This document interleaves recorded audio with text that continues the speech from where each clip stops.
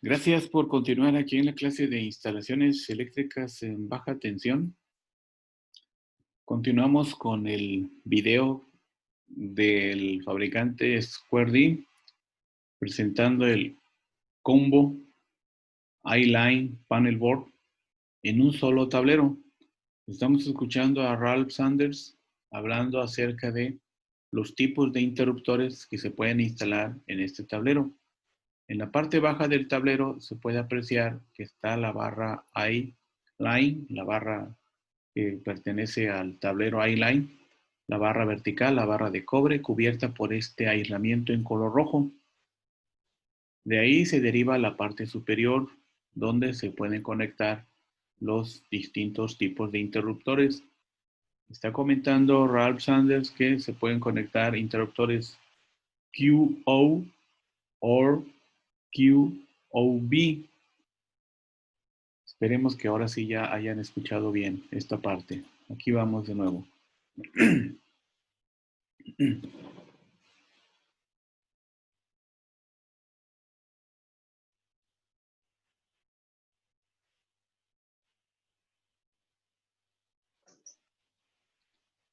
¿Ya regresaron todos?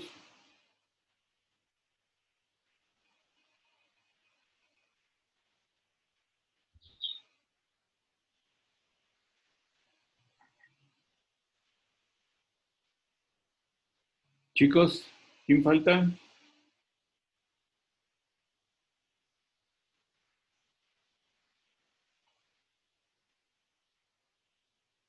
¿Sí me escuchan? Bien, entonces Elisa nos decía que interruptores, dijo Elisa, ¿qué tipo de interruptores?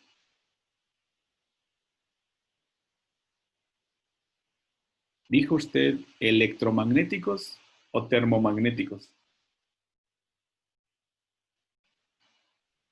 Termomagnéticos. Bueno, mira, vamos a escuchar aquí al señor Ralph Sanders.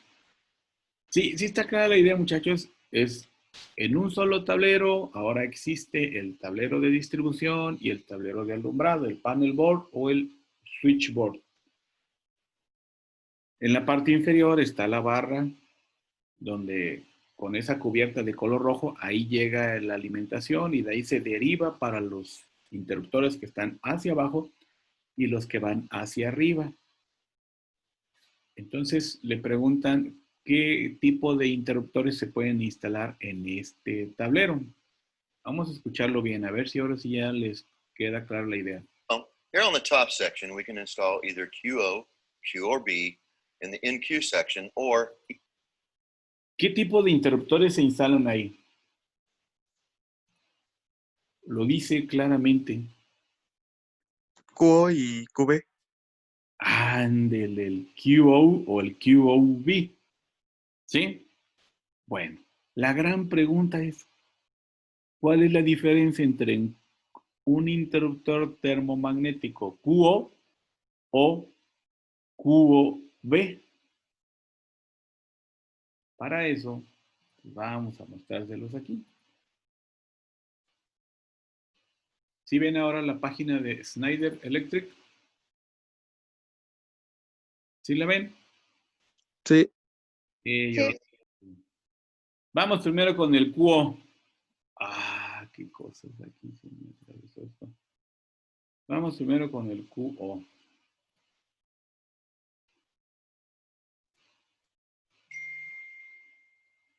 A ver, el QO. Aquí está un QO. ¿Sí? ¿Sí lo ven? Además, les voy a hacer la imagen más grandota, ¿no? Aquí se ve del lado derecho cómo está.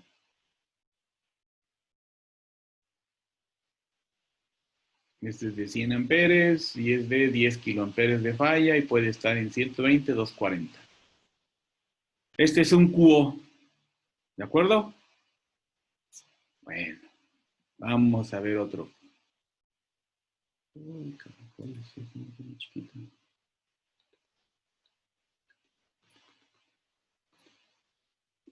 Muy bien, muy bien, muy bien. Ese es un QO. Ahora les voy a mostrar un QOB. ¿Qué notan?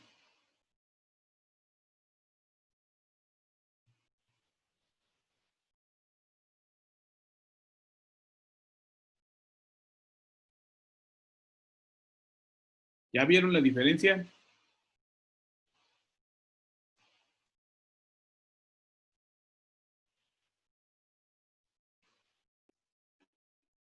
Chicos, Que en el cubo B la canción es atornillable. Bueno, muy bien, Gaby. Eso ya se los había comentado en alguna ocasión, la diferencia entre el cubo B y el cubo. El cubo B es atornillable aquí y el cubo no. Sí, aquí más videos, ¿no? Pero, sí, instalando un interruptor de 110 a 150 amperes, un cubo B, ¿sí? En un panel NQOD, ¿sí? Entonces vamos a verlo, a ver si se escucha.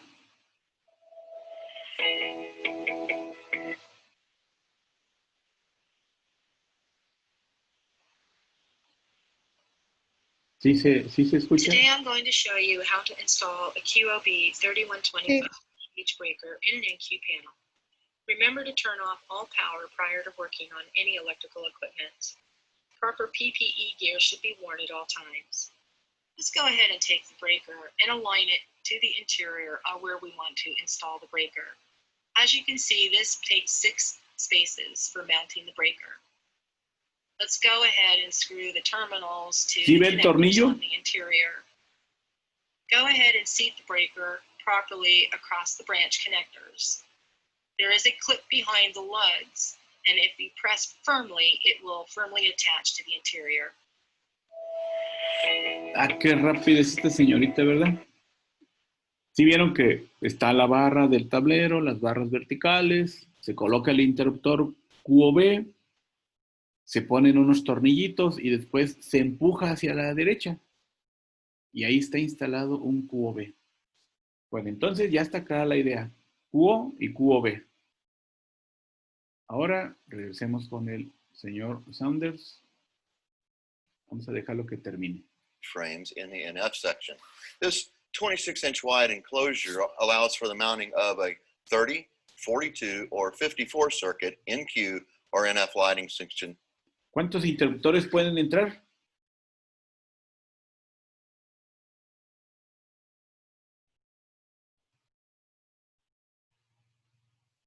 A ver, va de nuevo, porque creo que no se escucha bien.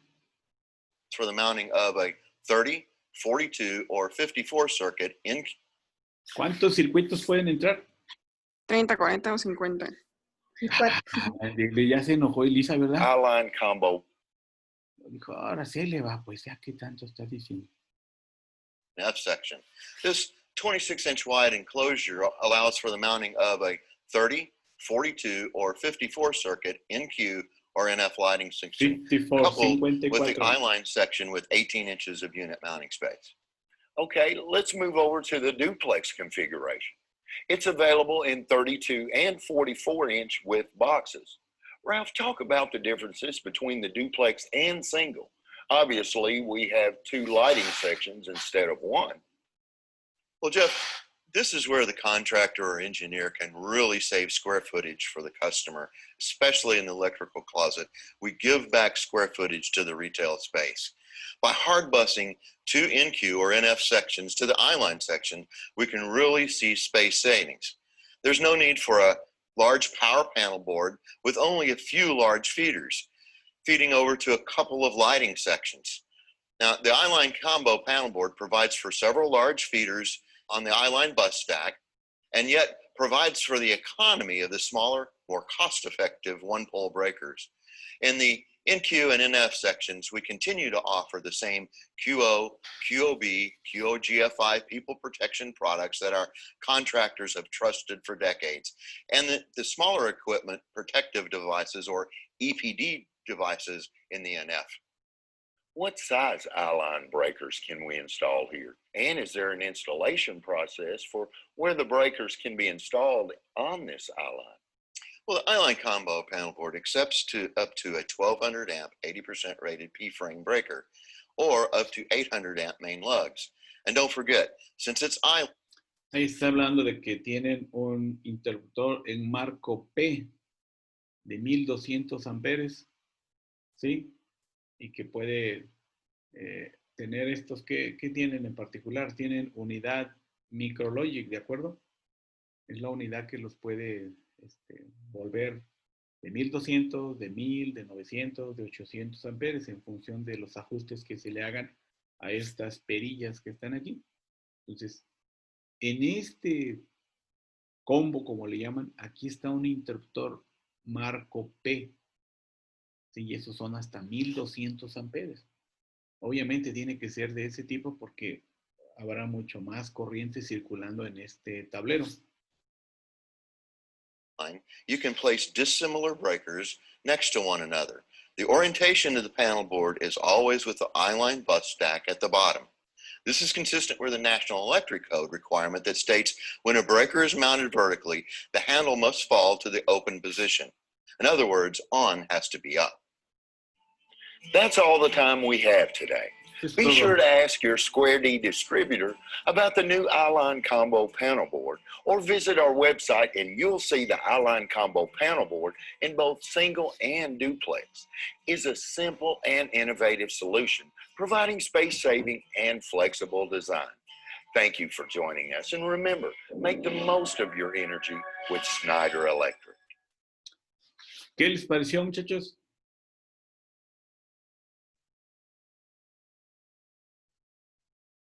Elisa,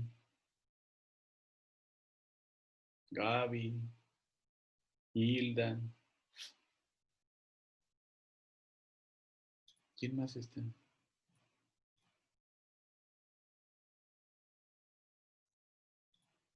Manuel, Cintia, ya está Cintia.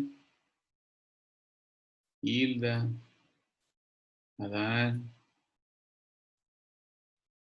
Bien, entonces esta es una configuración de un combo, un tablero en uno solo. Está el panel board y está el switchboard. Bien, ahora vamos a pasar a esta parte. Dice que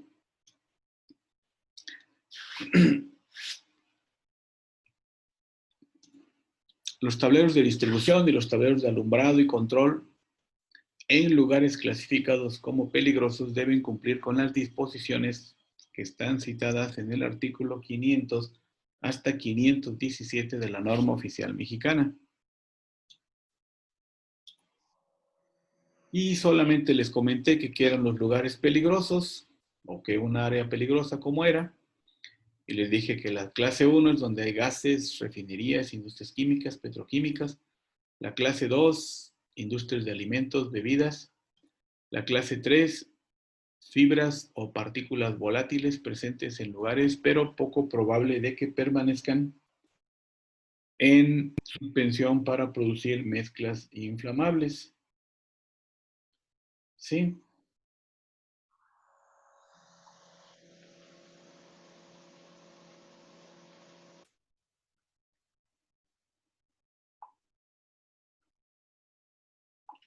Así que aquí está soportes y disposición de las barras colectoras y de los conductores, pues es básicamente cómo están colocadas las barras. Y después les dije que la ubicación era esta, en este tablero de distribución, cómo están los cables, cómo están de acomodaditos, y que estén libres de daño físico y que se deben sostener firmemente en su lugar. En los tableros de distribución de acometida, pues se deben colocar barreras en todos los tableros de distribución de acometida, de tal forma que ninguna barra colectora o terminal no aislada y no puestas a tierra queden expuestas. En la misma sección vertical, únicamente aquellos conductores que están proyectados para terminar en una sección vertical del tablero de distribución. No puede haber más cableado acá, no puedes guardar objetos ni nada, solamente el cableado va a estar aquí. Aquí les mostraba que están las fases A, B, C, neutro, y como no hay conductores con esos aislamientos en esos tonos, rojo, azul, pues aquí le ponen unas marquitas de cinta de aislar y ya se sabe cuáles son las fases. Se ve el conductor de puesta a tierra. Aquí está la barra común, aquí arriba también está, esta también. Aquí está la barra común de neutros. Y les decía que por cada termomagnético que salga, si fuese monofásico, pues se va con un neutro.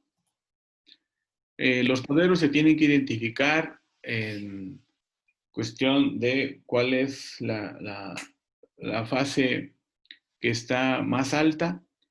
Aquí está una conexión delta y tiene una derivación. Entonces hay que decir, precaución, una fase de tantos volts a tierra. Esto se tendría que poner una etiqueta en el tablero.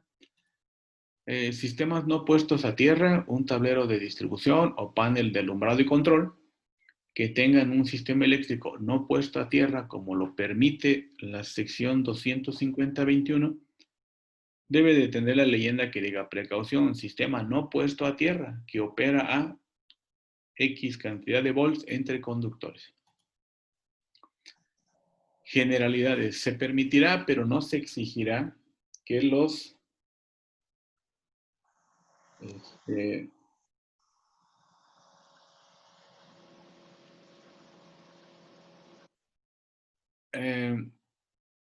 en los sistemas de corriente alterna que operan de 50 a menos de 1000 volts estén puestos a tierra.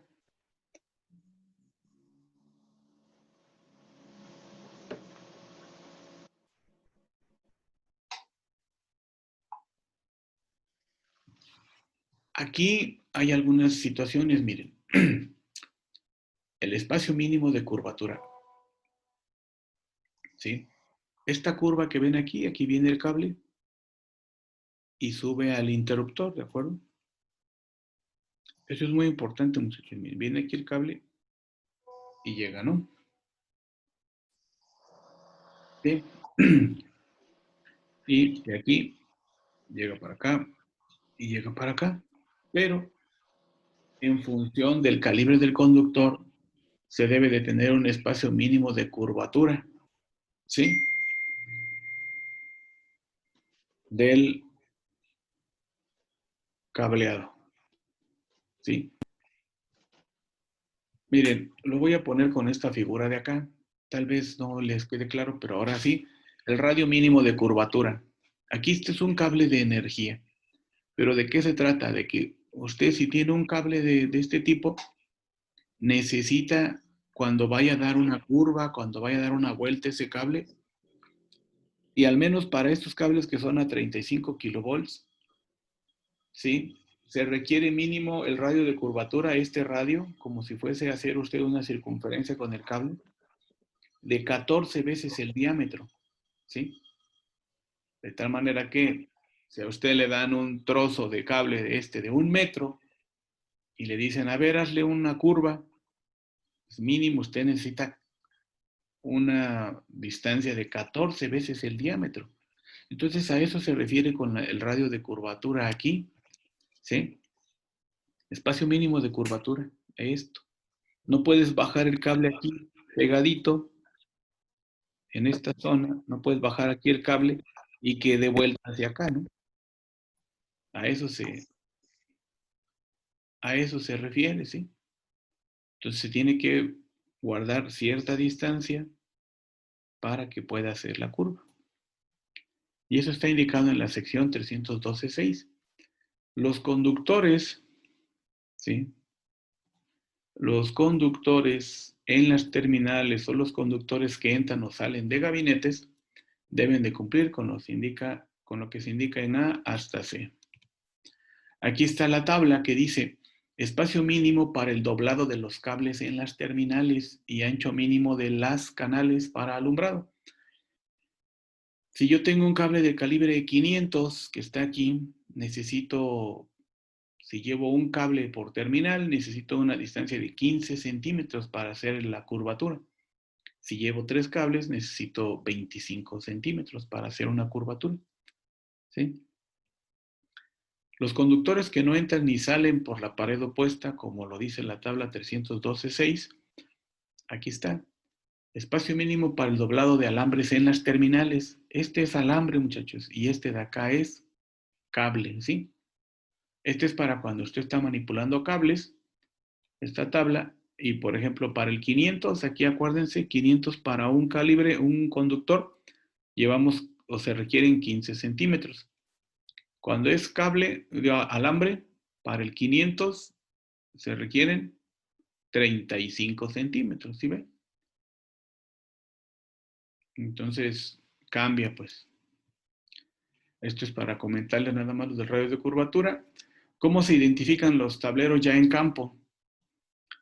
Debe haber un directorio. Si veían que cuando se abría la puerta, pues ahí hay un espacio para hacer las anotaciones correspondientes. Entonces aquí en esta imagen que sigue se ve un poco más grande. Y este es un tablero ahí de una bodega horrera y dice que aquí abajo ustedes alcanzan a ver los interruptores, ¿no? El 11, el 12, el 13, el 14, el 15. Pero pues ellos lo ponen aquí así. El 5 dice que es el verificador de farmacia, el 7 es el Carnes y Emerson, el 9 es la caja 3 y 4, 17 y 19 es la pastilla principal. ¿Esta es monofásica o bifásica, muchachos? La que aquí le ponen pastilla, pero ¿cómo sabemos si es monofásica o bifásica? Aquí está la información. Gaby, ¿cómo sabría usted si es monofásica o bifásica?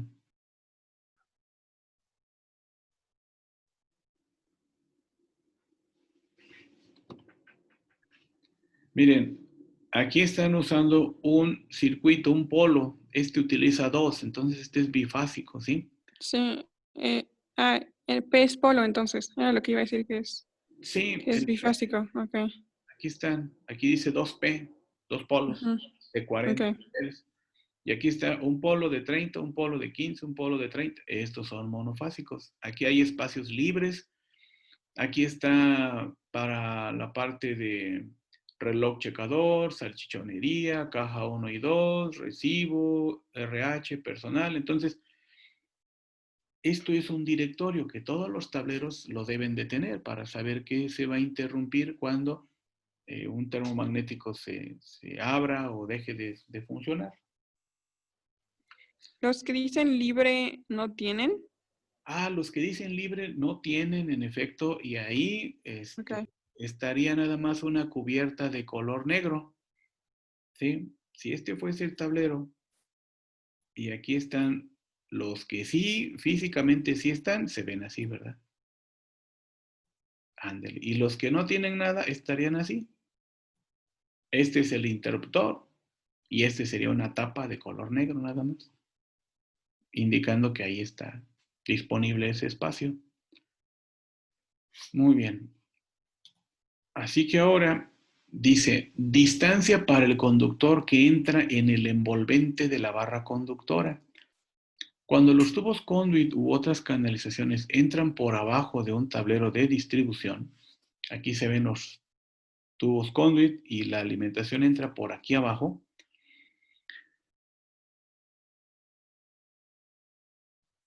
También puede ser por un tablero de alumbrado y control, autosoportado o en envolvente similar.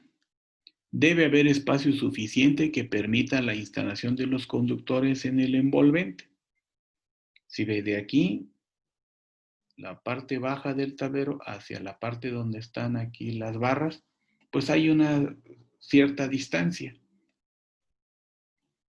El espacio de cableado no debe ser menor que el que se indica en la tabla 408.5, bueno, guión 5.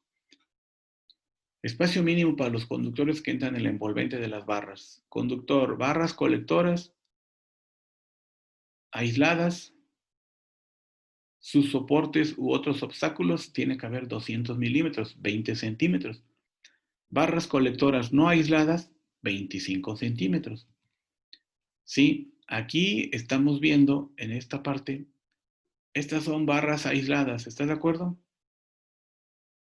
Y dice la norma que la distancia tiene que ser 200 milímetros, espacio mínimo entre la base del envolvente y las barras conductoras.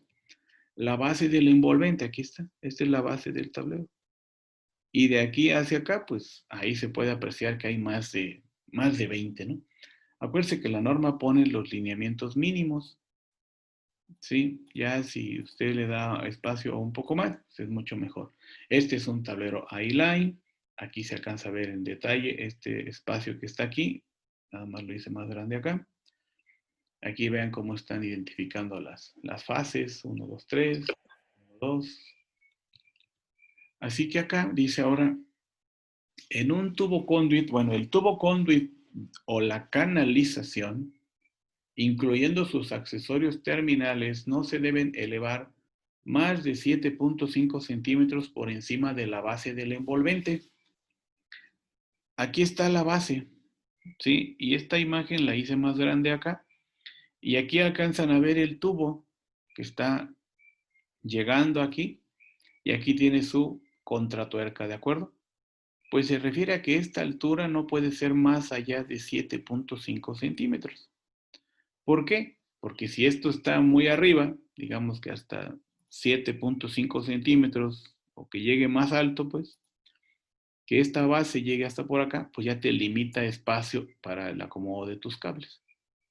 Eso está en la norma, entonces no más de 7.5 centímetros por encima de la base del envolvente. Aquí casi está, como se dice, a nivel, a ras, como está, ¿no? Abertura sin utilizar. Pues su compañera Elisa comentaba hace ratito sobre los que están libres. Si tuviéramos aquí está la placa de donde se debe de colocar el directorio para saber qué controla cada interruptor. ¿Se acuerdan en el tablero de la universidad? Aquí está con lápiz, ¿no? Con pluma, dice cafetería, vigilancia, edificio J, edificio N. ¿Sí?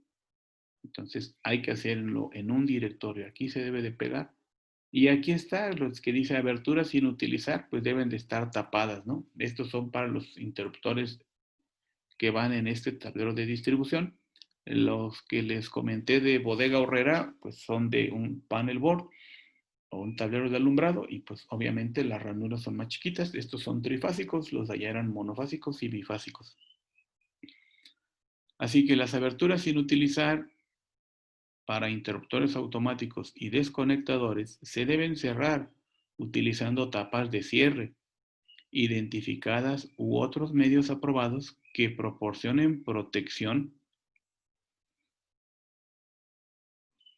significativamente equivalente a la pared del envolvente.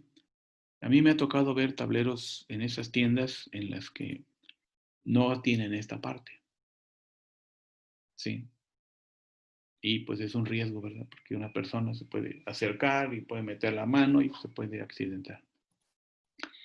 Ahora vamos con los tableros de distribución. Tableros de distribución en lugares húmedos o mojados. Los tableros de distribución en lugares húmedos o mojados se deben instalar de acuerdo a 312-2. Este es otro artículo. Lugares húmedos y mojados. Primero, las envolventes montadas en superficie a las que hace referencia este artículo deben de estar colocadas de tal modo que eviten que el agua o la humedad entren y se acumulen en el gabinete.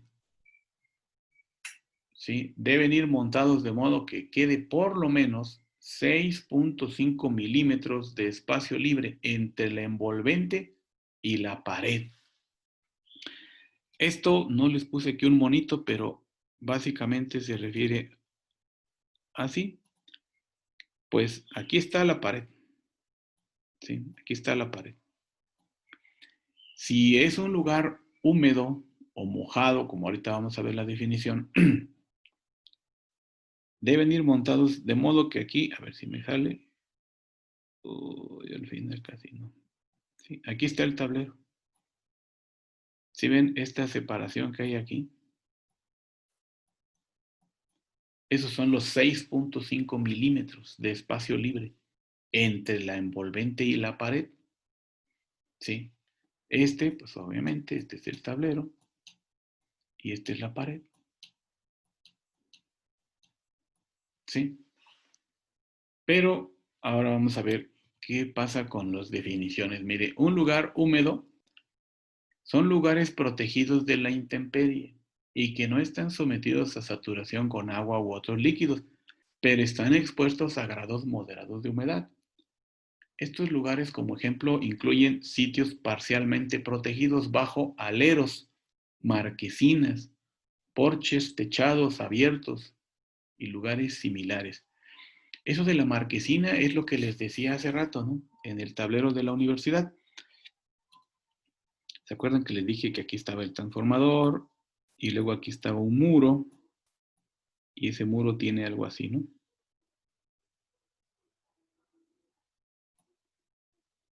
Sí, aproximadamente. Y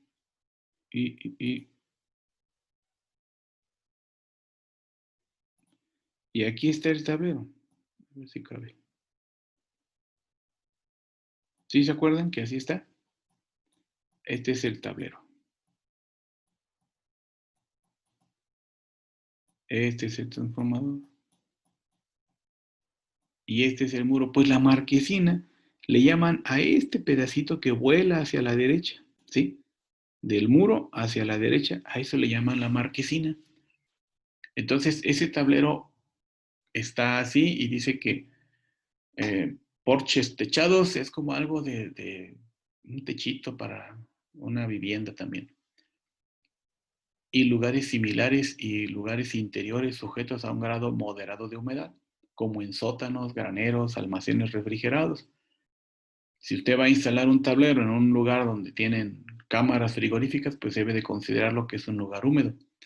Lugar mojado, pues alguien va a decir, pues quién no sabe lugar mojado, pero dice que es una instalación subterránea o de baldosas de concreto o mampostería que está en contacto directo con el terreno o un lugar sometido a saturación con agua u otros líquidos, tal como área de lavado de vehículos o un lugar expuesto a la intemperie y no protegido. Lugar seco, lugar que normalmente no está húmedo o sujeto a ser mojado. Un local clasificado como seco puede estar temporalmente húmedo o sujeto a ser mojado, como en el caso de un edificio de construcción. No se confundan, aquí solamente están hablando de las definiciones de qué es un lugar húmedo, qué es un lugar mojado y qué es un lugar seco. Si usted instala tableros en estos sitios, pues debe de guardar estas distancias como mínimo. Los gabinetes o cajas para cortocircuitos instalados en lugares mojados deben ser a prueba de intemperie. ¿Recuerdan cuál es la clasificación NEMA para los tableros a la intemperie? Hilda, Gaby, Liz, Cintia, Carlos, Emanuel. NEMA 3R. Ujú. NEMA 3R, muy bien. Sí, claro, es así, NEMA 3R. Y como pregunta de examen, ¿qué quiere decir NEMA? Ayer estuve en un curso y el instructor decía, pregunta de examen. Y todo el mundo poníamos atención así a la pregunta que iba a hacer, ¿no? Bueno, dice, grábensela, porque esa es pregunta de examen. Y más tarde en su exposición, pregunta de examen. Entonces, ahora les digo a ustedes, pregunta de examen. ¿Qué quiere decir NEMA? National Electric Manufacturer Association, ¿sale? Asociación de Fabricantes, Asociación Nacional de Fabricantes, sí, en Estados Unidos. Y como ejemplo les puse que un tablero cuesta, al menos este que dice que es para material envolvente de acero, y aquí está, grado NEMA 3R, ¿sí lo ven? Y así como está de pequeñito este, vale 22,387 pesos. Este de acá no les puse el precio, se me pasó.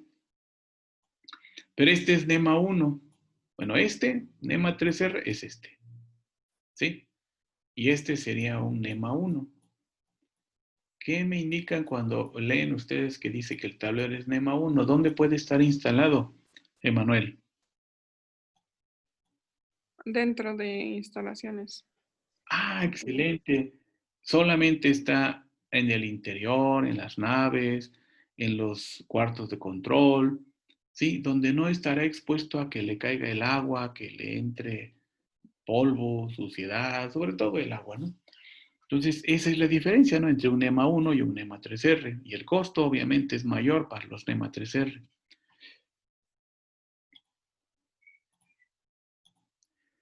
Se deben usar accesorios aprobados para lugares mojados, ¿sí? En envolventes, en lugares mojados o canalizaciones o cables que entran por encima del nivel de partes vivas no aisladas.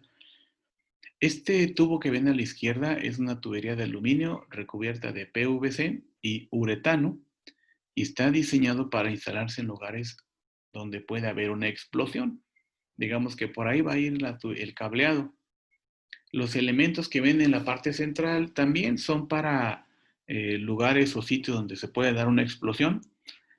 Aquí habla también de los cables que entran por encima del nivel de partes vivas. Aquí están las tuberías que salen de estos tableros hacia arriba. Se tiene que cuidar, ¿no? Que no vayan a tener penetración de agua. Imagen con fines ilustrativos solamente era para decirles que cómo entran a las cajas. Aquí podemos ver el tubo Liquatile, los accesorios, un condulet, esta cosa que está aquí en la parte superior. ¿Sí? Separaciones desde el plafón. Para tableros de distribución que no están totalmente encerrados, esto se refiere a que, pues, en un cuarto, pues está fácil, ¿no? Vamos a poner aquí un cuarto. ¿Sí? Aquí y pues aquí y acá y acá. Y aquí está la puerta de acceso, ¿de acuerdo? Y vamos que el tablero esté como por acá. Pero es un cuarto, ¿sí? Es un cuarto, si usted quiere, es un cuarto techado, ¿no? Un cuartito ahí donde están los artefactos. ¿Sí? Bueno. Pero puede darse el caso de que los tableros estén en lugares que no están totalmente cerrados. ¿Sí? Y ahí van a ver ustedes cómo en la universidad no se cumple esa parte. Dice, desde el plafón, para tableros de distribución que no estén totalmente encerrados, debe existir un espacio no menor a 90 centímetros entre la parte superior del tablero de distribución y cualquier techo combustible, a menos que se proporcione una barrera no combustible entre el tablero de distribución y el techo. Si ubican esos cuadritos que están sobre sus cabecitas en el salón, ese es el falso plafón. En ocasiones, algunos chicos levantan esos cuadritos y ahí meten su bata y sus cuadernos, etc. Pues eso es un falso plafón. Hay un tablero, ¿sí?, que esté en ese salón, por ejemplo. De la altura máxima del tablero hacia el techo debe haber 90 centímetros de separación. Considerando que pudiera haber algún problema en el tablero, algún cortocircuito, un incendio y que eso puede encender, como se dice, ese falso plafón. ¿Sí? ¿Sí les queda claro? En la sala de juntas de la división hay un tablero así y me parece que no son 90 centímetros, son como 60 centímetros. El tablero es grande y para el plafón queda corto. Esto es básicamente de dónde queda la instalación, dónde puede quedar y la distancia que se debe de guardar, ¿de acuerdo? ¿Dudas hasta acá, muchachos? ¿Todo claro como el agua del río San Juan?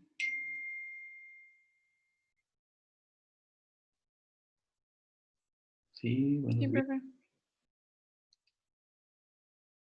Híjole, ya me están diciendo que me tengo que ir a otro curso.